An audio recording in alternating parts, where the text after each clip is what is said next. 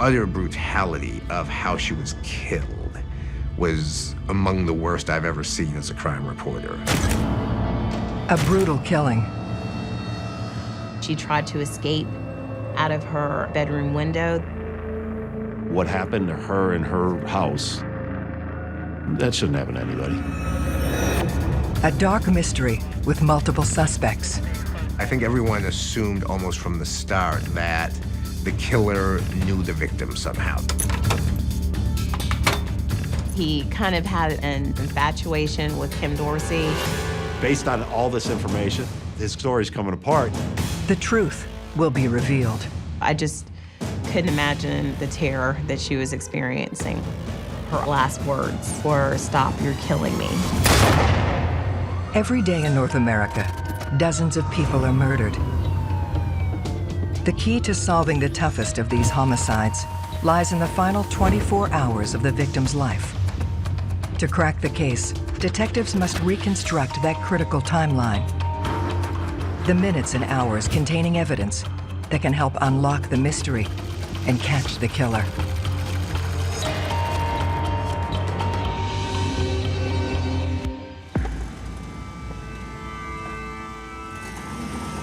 The gated communities of Jacksonville, Florida, are a haven of tranquility and affluence. The area is absolutely gorgeous. You have, $500,000 homes. It has a small town feel. A lot of people know one another. It's a very nice neighborhood, viewed as very safe. There's not a lot of crime there. But on a quiet Sunday morning, all that is shattered.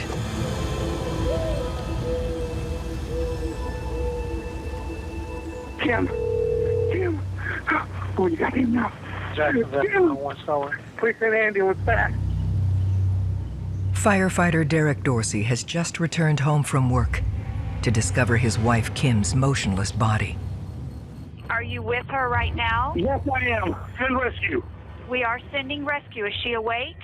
No, she's not. I think she's dead. He performed CPR on her. He's been working with the fire department for almost 20 years at this point, so he's seen a lot of things. He knows what to do, in an emergency. However, now the emergency is right in his bedroom. You can actually hear kind of the waves of emotion. It was obvious to me that all that training and experience just kind of went out the door. Okay, sir, tell me exactly what happened. I don't know. She tried to commit suicide. Send rescue. We are sending rescue. You have to tell me exactly what she did. What happened? I don't know. She either cut herself or something. I can't see. I'm trying to figure the out. After performing CPR for several minutes, Derek realizes it's too late. It's a 607. Oh, Jesus Christ.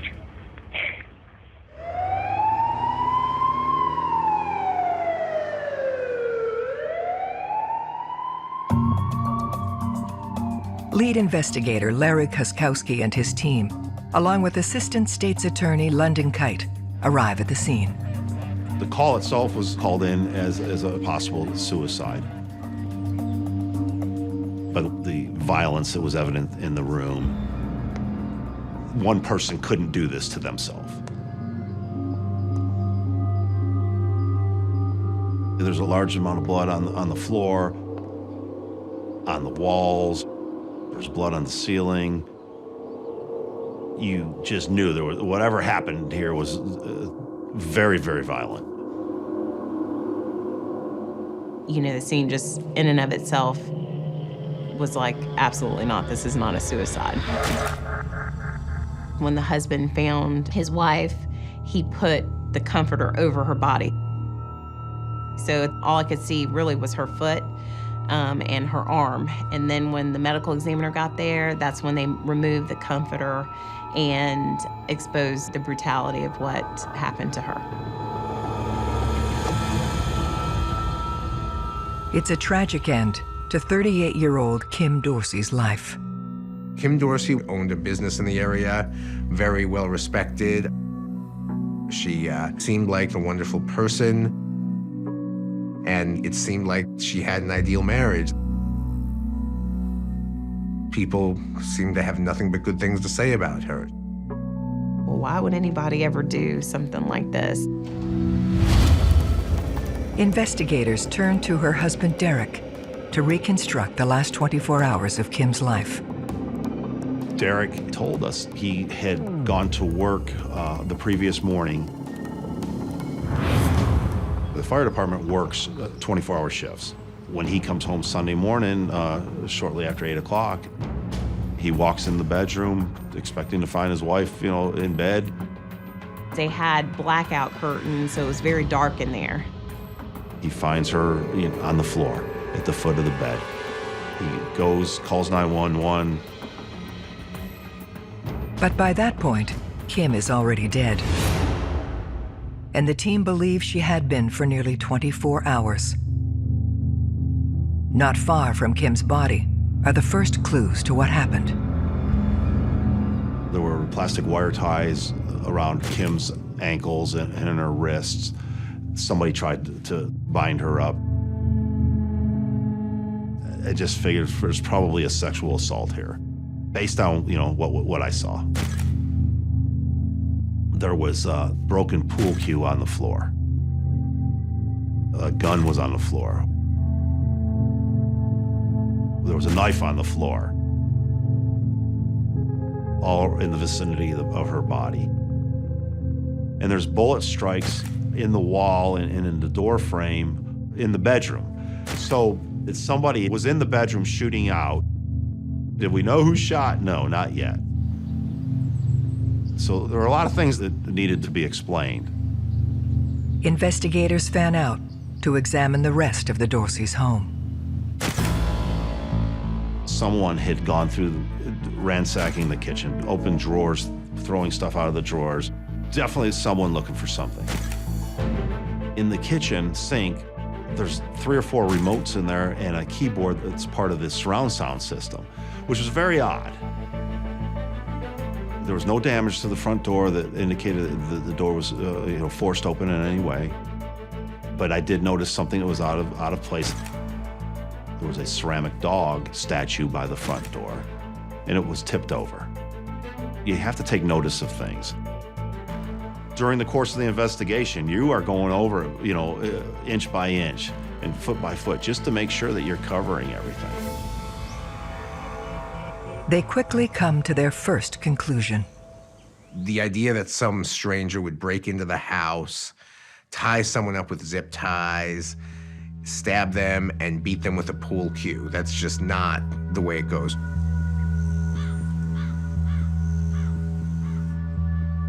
Kim Dorsey probably knew her attacker, or the attacker knew how to get into the home. The simple fact is that you're much more likely to be killed by someone you know than by a stranger. And I think police understand that. They need to drill down into Derek Dorsey's story. Anytime a wife is murdered, the husband is a suspect. That's just a fact. Derek, at this point, had been taken from the scene down to the detective division in downtown Jacksonville. After I walked the scene, I went downtown then to interview Derek. Derek, I'm Larry Koskowski. It's difficult right now, a lot going on, but I need to talk to you, okay? I gotta get some information from you, okay? I had him take me through the weekend. He told me on Friday night, Kim had left the house that evening for a couple hours to go do some shopping. They had stayed home Friday night, watched a movie. Derek was up early Saturday morning, and he left for work at about his usual time, right around 7, a little after 7 o'clock Saturday morning. Derek finished his shift on Sunday morning at 8 o'clock. So when he's gone for that 24-hour period, his wife was home by herself. He had tried to call her on Saturday several times via cell phone. Derek worked at a fire station that was about as far north as you could go in the county. Cell phone coverage out there wasn't always the greatest, and the call wouldn't go through. He said that it was not unusual for him not to have those calls answered. So far, Everything Derek is telling them adds up, with one exception. Here's a guy that's, trained professional, and we walk in and recognize the scene. This is no suicide. How did he not see that? Is Derek involved? The one thing that I remember about Derek Dorsey is that he was so transparent. I've never seen someone as transparent as him. He opened up to me. He took a deep breath and sighed, and he said, well, there's a lot, going on with both of us. He told me that him and Kim basically had just a different kind of a relationship. It was somewhat of a swinging lifestyle. So it went from not really knowing to, okay, now we have maybe some other factors going on here. I wasn't expecting that. But Derek then added on at that, he said, that Kim had stopped doing it because her mother had died 3 or 4 years earlier. Part of her way of coping with her mother's death. She sought out professional medical help, and she was on some medication that caused her to put on some weight and, maybe not feel quite as attractive as she maybe had at one time. That was one of the reasons Derek thought that when he first came home, that she had committed suicide. With Kim having stopped the swinging lifestyle, they need to find out if Derek had too. He was very subdued. He was very matter of fact. So I finally asked him, I said, well, listen, is there anybody else? Any issues, where either one of you stepping out, girlfriend on your behalf or boyfriend on hers? Okay, you got a girlfriend? Okay. When an investigator learns that the partner of the deceased had been cheating on each other in the relationship, that creates a different mindset for the investigator. In domestic-type murders, infidelity is often part of the motive of someone's death.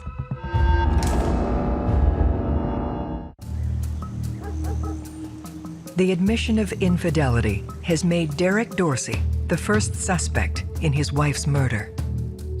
As an investigator, okay, step back, be careful, make sure you're really asking a lot of good questions of Derek, because this might be your one chance to do it, or he's speaking freely. Get as much information as you can to find out what's going on here. Okay, you got a girlfriend? Okay, and who's that? Well, we're gonna find out.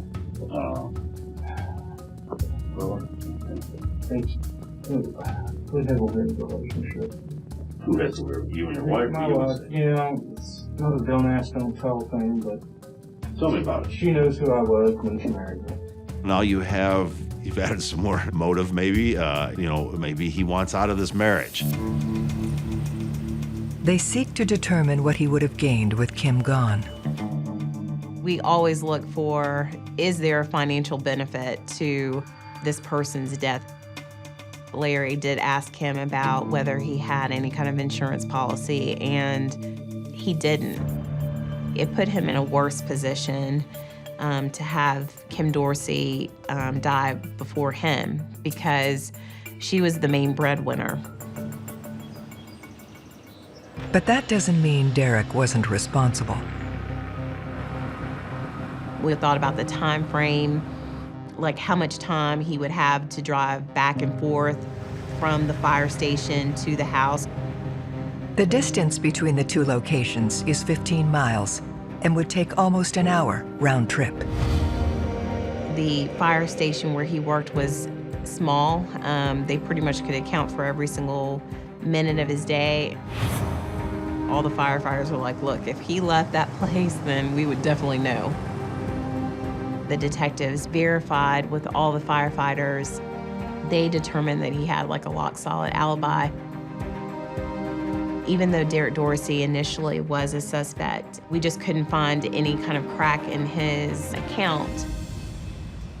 Investigators then consider the other angle. So, you have this girlfriend that he's talked about.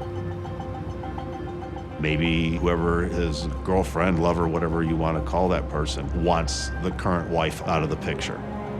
Obviously, now we want to talk to her. In the event that it's a love triangle, that someone may feel, for example, that they've been wronged by somebody, that they were promised something. I'll leave my wife, I'll leave my husband for you. Someone being jilted can be a very strong factor for murder.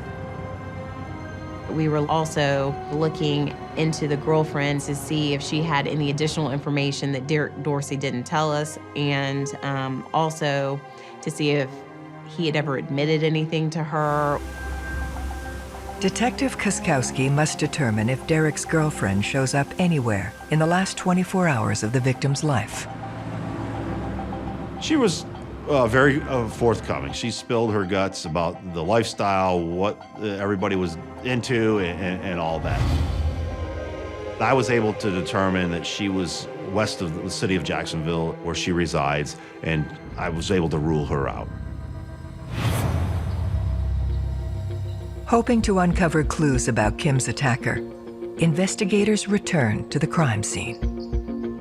Specialists such as blood spatter analysts may be called in certain circumstances where it's not obvious to the investigators what has happened and who is involved, and they need more information, more data to help them discern what exactly took place. It's important to try to figure out the puzzle of what was the sequence of events. Where did the struggle initiate and where did it end? Because it tells you the story of what happened. It tells you the timeline of what happened. Forensic experts established that the first point of attack is next to the nightstand. We have a lot of blood cast off on that left side of the bed. She was severely injured, and she stayed there for a significant period of time. But the evidence then suggests Kim comes to and fights back. She was able to get to where she kept her gun. It was a 5-shot revolver. They wanted to know whether I thought it would be probative or helpful to have them string it, which means to show the actual bullet trajectory, and I told them absolutely yes.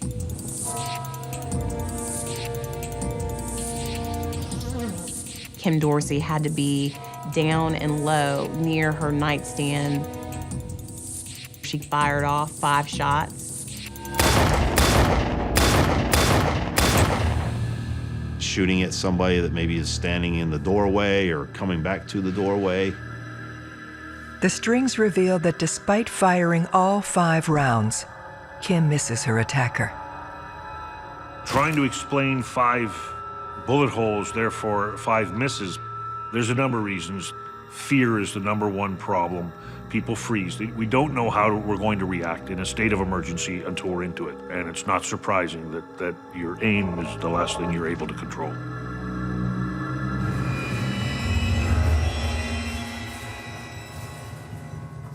And then that's when he goes back into the room to finish her off. He continued to beat her with a pool cue to the point in which it broke. We actually had the pool cue given to an engineer, and it took a tremendous amount of force to break a pool cue like that, and that was broken on Kim's body. To finish things off, he made sure that he stabbed her in the neck. The detailed analysis provides all new insights into the crime and the potential perpetrator. The most telling weapon would have been that pool cue, which all of them were kept upstairs, and that's not a natural weapon for someone to say, yeah, I want to go kill this person, so I'm gonna grab a pool cue. We were able to figure out that the wire ties that were found on Kim's wrist and ankle, it looked like they came from the office upstairs. And the knife was from a set that were inside the kitchen. These were all things that suggest that whoever committed this crime was familiar with the house. A brutal killer who knew Kim well enough to gain entry into her home and where to find weapons. For investigators, it suggests someone close to the family. Kim's autopsy had already been performed. We knew she had been sexually assaulted. We had a foreign male DNA profile, so we knew that we were looking for a man. Based on what Derek Dorsey had said with other people in the house with the swinging lifestyle, who knows who's been here? Is this somebody that had been there before, that came back knowing Derek wasn't home and wanted to maybe see Kim again? Who knows? We were looking at all those different individuals to make sure that we either rule them in or rule them out. Detective Koskowski looks to Derek to provide potential names. Derek is a general contractor on the side. Some of the guys that Derek used in his contracting business actually lived in the Dorsey house at one time. Derek Dorsey was basically going through an entire timeline of like kind of who was in and out of the house. I have one guy that used to work with me, Elvin. Lance Kirkpatrick. Lance Kirkpatrick had a drug problem. He had been friends with the Dorseys. He was just one of those people who you invite into your house for a weekend, and then 3 months later you'd be trying to get him out. And so he eventually got thrown out of their house. But according to Derek, that weekend, Lance is on a shrimp boat out in the Atlantic. The second individual that Derek had talked about was a guy by the name of Joshua Veal. Derek had befriended Josh and gave him some work and trying to help him out. He's a young kid. Derek and Kim allowed Joshua to reside in their home, but they had a falling out, and eventually Joshua moved out. But Derek says he was still hiring Josh for odd jobs and had been due to see him the morning he discovered Kim's body. Sunday morning when he got off, Derek was going to pick up Joshua Veal. They had agreed to meet at a convenience store up on the north side of Jacksonville, basically to do some work for him. Joshua Veal never showed up. Why wouldn't he show up for this meeting if he's going to get money and get paid? He's familiar with the house. He's done some work in the past for the Dorseys. So Josh was number one at that point. Police discover Veal has a criminal record, mostly for drug-related offenses. And he had actually just been arrested earlier in that week leading up to the weekend Kim was murdered. So brought him down, put him in an interview room. I didn't tell him anything about a murder. I just introduced myself as a detective. One of the techniques used is not to tell a loved one or someone close that the person you're asking about is in fact dead or been murdered. Then you drop the bombshell looking for the responses. Are they genuine? Are they fake? Josh claims he'd been partying all weekend at his house, including the time detectives believe Kim was killed. But you spent Friday night at the house? Yeah. Okay. You didn't go anywhere Friday night? No. Okay. All right. Saturday night, you get up? we had drank Friday night, we had drank Saturday night. He had been out Saturday night, and he just lazy, did not show up Sunday morning. But when Larry mentions Kim's name, his attitude changes. One of the things that struck me most about Joshua Veal's interview is that he kind of had a fascination or infatuation with Kim Dorsey, kind of like romantic interest. It was strange in that way. My conversation with him was, when you lived with them, did you and Kim have anything going on, sexual? The way he answered it, it was a little kind of like he didn't, but if he coulda, he woulda. How'd she look? 1 to 10. Would you ask me if I would hit it? Sure. 8.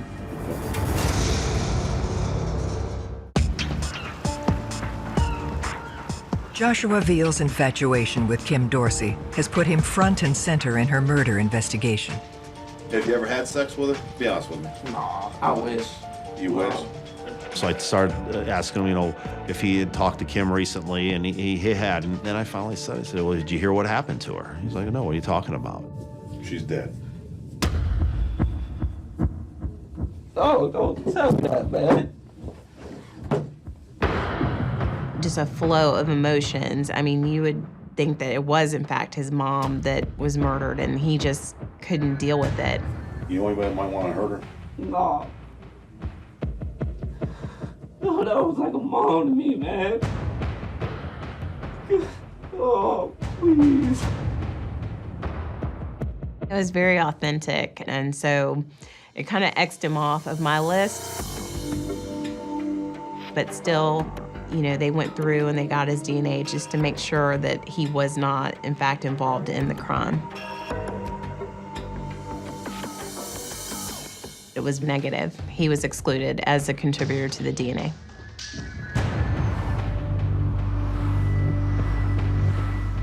Derek provides police with additional names of people familiar with his home. Everybody we talked to, they all gave us the sample, and everyone kept coming back negative, negative, negative. So Detective Kuskowski takes a new approach. I want to do a walkthrough of the house with Derek and let him point out anything that maybe we missed, ask some questions about some things that we found before we turn the house back over to him. Because once we're done, we're done.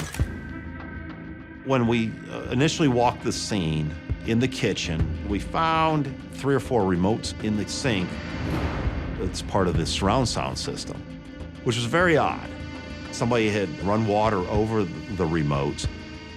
My partner asked him, hey, show us how to turn on the TV here in the living room. So Derek was able to turn the TV on, and right away, a pornographic movie starts to play. We're like, wow. And Derek loses it. He's like, that's not mine. Whoever did this, dropping expletives, whoever did this, they watched that. That is not my movie. My belief was that whoever committed the murder at some point sat down and watched this movie. The discovery points to another man Derek says had recently been to the house. They were having problems, I think, with the remote or something with their TV system. Friday in the afternoon, they had a gentleman come over from a sound company that made some adjustments to the surround sound of his entertainment system. The service call occurred approximately 12 hours before Kim was killed. So the sound guy was in our crosshairs. He's the guy that knows how to run the system. He worked on the system and wire all these things in the sink. He's thinking in his mind, he puts it in the sink and runs water over it. Does it wash away any DNA or anything like that? We didn't know if something happened between him and Kim where he maybe became infatuated with her or came back to the house. Detectives quickly track him down. So we met with the sound guy. He said, yeah, I went out on Friday night to work on the system. He said it wasn't unusual. He said, Derek's had me at this house before. He had another house that I used to go to and handle his affairs there with the sound system. We noticed when we were sitting there, the sound guy had some cuts on his hands. So, we keyed in on those. Were they the results of scratches that, were inflicted in a struggle with another person? We actually asked him about them, and he's like, well, I'm working with wire all the time, and I run it, up in attics, and so, my hands are always cut up. The technician is adamant he never returned to the house. We told him what had happened. He wasn't even aware of it, and this was 2 or 3 days after Kim's body was found, so he hadn't even seen anything on the news. Of course, I asked him, if he would volunteer a DNA sample, and he readily, hey, whatever you need. When I walked out of the interview with him, I said, I don't think so. The DNA test confirms this instinct. The unsolved crime now begins to weigh heavily on the team. Part of it was we had been up so long at this point, and we had taken samples from so many people. As an investigator and working with the evidence technicians, even if it takes you to a dead end, we need to go down that road, and we need to look at everything. We owe it to Kim, or any victim, that we, thoroughly investigate the entire case. Then, they get the break they've been looking for. There was a crime analyst that caught like a common, everyday type of police report on a temporary and unauthorized use of a vehicle. It's kind of a fancy way of saying the car was stolen, but you let the person take it. The theft took place just 17 hours before the murder.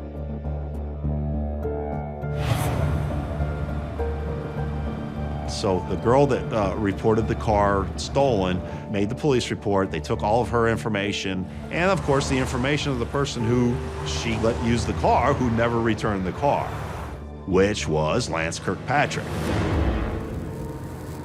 Lance Kirkpatrick's name came up early on in the investigation when Derek Dorsey was basically going through and kind of who was in and out of the house. During the initial interview with Derek Dorsey, he calls him LJ, and I remember these words very clear. He was like, absolutely not. He would take a bullet for Kim.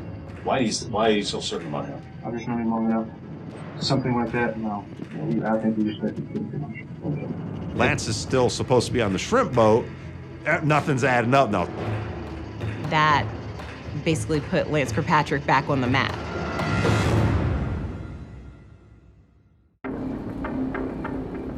A stolen car report forces a familiar name back into focus: Lance Kirkpatrick. I talked to the girl who reported the vehicle stolen. She laid out basically the activities of her on that Friday night. They were at his apartment on the south side with Lance and some other folks that were there. And Lance had agreed to go out to buy some drugs. And she lets him take the truck.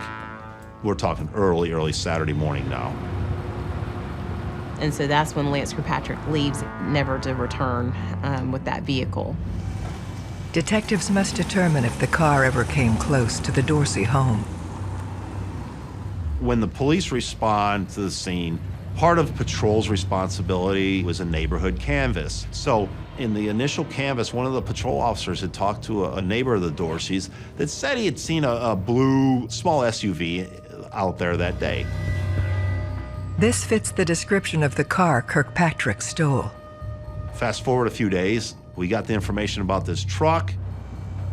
One of the other mental notes was that there was a surveillance camera at the gate to the community. So, hey, let's go back and look at the video again. Or if it's working, we should have a video of the truck,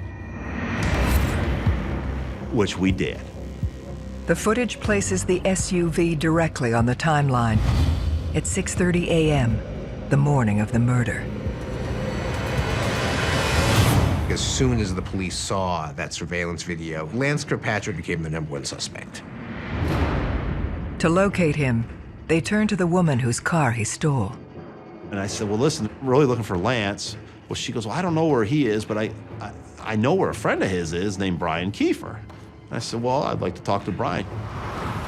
So took him into custody and talked to him about basically his activities and then about Lance Kirkpatrick. Investigators learned that Brian was at the same house party when the SUV disappeared.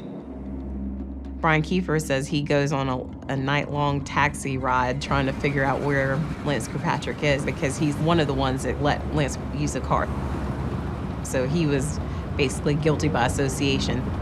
He can't find him, only to find him the following day.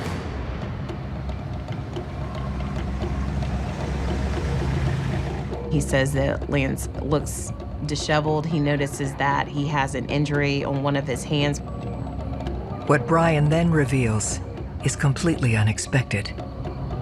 He tells me that he murdered somebody and is pretty much is going to prison, and there's nothing that can be done about it. He just said it was a beating. He didn't describe it as we know it to be, which was absolutely horrific and violent. There are a number of reasons why people, quote, confess to a crime. Primarily, we see it as a guilt complex. People can't wear it, they can't hide it, they can't keep it in. That's the #1 reason why people talk. #2 might be alcohol-fueled or drug-fueled, but then you're only getting a part of a story, as a rule. Usually, if a person's hell-bent to tell a friend of theirs, I did this dastardly deed, they're going to tell them some of the details of the murder itself, but not all of it. I don't know whether he hit her with that pool stick but he kind of emphasized swinging the pool stick. Okay. And then he emphasized being shot at 5 times.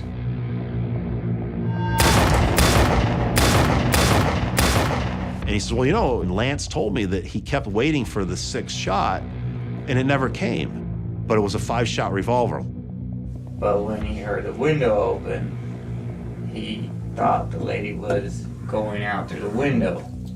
So he ran in there and beat her with his hand and then stabbed her. It is also through Brian Kiefer that we get Kim Dorsey's last words. What does he say? Does he say that she was dead, or does he say anything about that? He said the lady was saying, "Stop. You're killing me." The detail Brian provides about his friend's actions is abnormally specific. And it was information that only somebody that was there would have known. So Brian is, immersed himself in the middle of a homicide potentially based on all this information. He's saying Lance did it. Well, how do I know Brian didn't do it? Brian Kiefer claims he knows who killed Kim Dorsey. But there's only one way to confirm if he's telling the truth. Find Lance Kirkpatrick. Brian tells us last he saw Lance was at Brian's apartment on the south side of Jacksonville. So we had our law enforcement go over there and pay that apartment a visit. And they found Lance hiding in the attic. The man once thought to be at sea finally sits down with Detective Koskowski. All right. Look, Lance, have a seat over there, okay? This will make it a little bit easier. He was calm, so I was trying to set the stage, just getting to know Lance a little bit more. Again, careful not to mention Kim's murder. You and Derek get along pretty well. Oh, we get along great. And he's trying to be nonchalant, oh, what are you talking about? When's the last time you were over at Derek's house? I went over there a week ago, maybe a week and a half ago. Do you remember what day it was that you went over there and did that? Yeah, it was Georgia, Florida. Georgia, Florida. So It was Georgia, Florida. It was right before the game. So did you go inside then let yourself in? No. Florida, Georgia is sort of the secular holiday of Jacksonville. Everything shuts down for that weekend. The game was on Saturday, the day of the murder. Lance has been around long enough with Derek, worked around Derek long enough, he knows the schedule too. Derek is gone for that 24-hour period. His wife was home by herself. How about you and Kim? We get along fine. Okay, you ever had any problems with her? Mm-mm. No, nothing like that? Okay. All right. No, pretty much get along with everybody. Pretty long, okay. What if I told you I didn't believe all your story? On what story? Well, on what part of the story don't you believe? The next follow-up question he invoked, and he asked for an attorney, and at that point, we had to stop the interview. I'm not saying anything else. Okay. Good luck to you. With Kirkpatrick refusing to cooperate, investigators must find another way to prove he was inside the house that day. Lance was smart enough to know when to shut up that night. But at this point, when we weren't talking to Lance, we already had DNA foreign to Kim on her body. The sheriff's office went about getting DNA from Lance Kirkpatrick's father. The similarity is overwhelming. In the quintillion, sextillion, it's like huge numbers, like 2 and 3 times the number of people on Earth. The fact that we had really significant DNA and the fact that he denied going in there was a critical lie that we were able to say, yeah, we got our man. This not only confirms Kirkpatrick as the killer, but also clears the one remaining suspect, Brian Kiefer. For detectives, Kirkpatrick's movements in the hours before the murder suggest he had a sinister plan in mind. Lance had, gone out that Friday night with somebody else's car to buy drugs and didn't come back with what he was supposed to come back with. He left to try to go make things right. The one thing he knows is the Dorseys. And he knows how to get into that community. He knows how to get into the house. Lance has been around long enough with Derek, worked around Derek long enough, he knows the schedule. Derek's gone for that 24-hour period. His wife was home by herself. Lance knows that.